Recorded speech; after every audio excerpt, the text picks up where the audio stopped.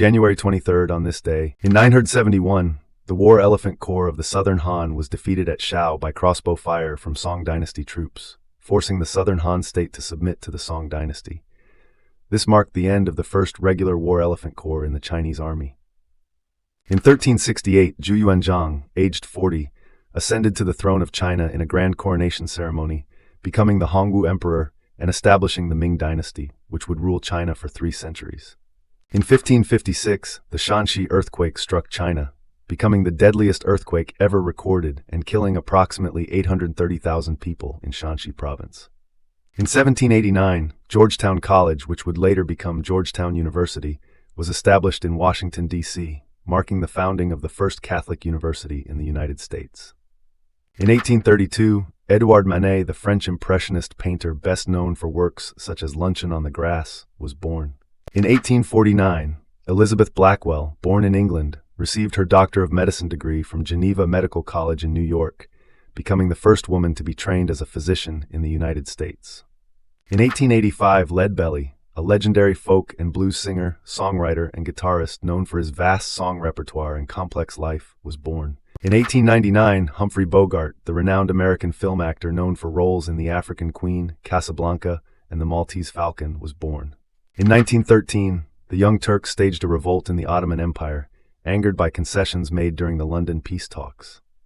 In 1919, Ernie Kovacs, an American comedian and innovative television personality known for his experimental approach to TV, was born. In 1932, Franklin D. Roosevelt announced his candidacy for the presidency of the United States, setting the stage for one of the most influential administrations in U.S. history.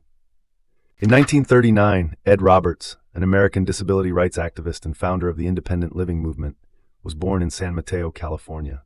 In 1948, the Soviet Union refused to allow United Nations entry into North Korea to administer elections, deepening tensions during the early years of the Cold War.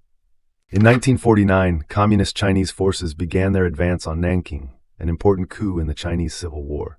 In 1950, the Israeli Knesset declared Jerusalem the capital of Israel, establishing the city's central role in the nation's government.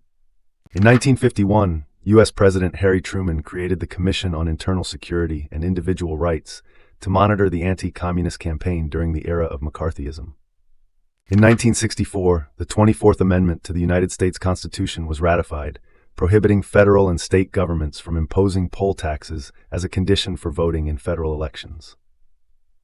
In 1969, NASA unveiled its moon landing craft, marking a significant milestone in space exploration and the Apollo program's journey to the moon. In 1973, President Richard Nixon announced that a peace accord had been reached in Paris, signaling the end of the Vietnam War and promising that prisoners of war would return home within 60 days.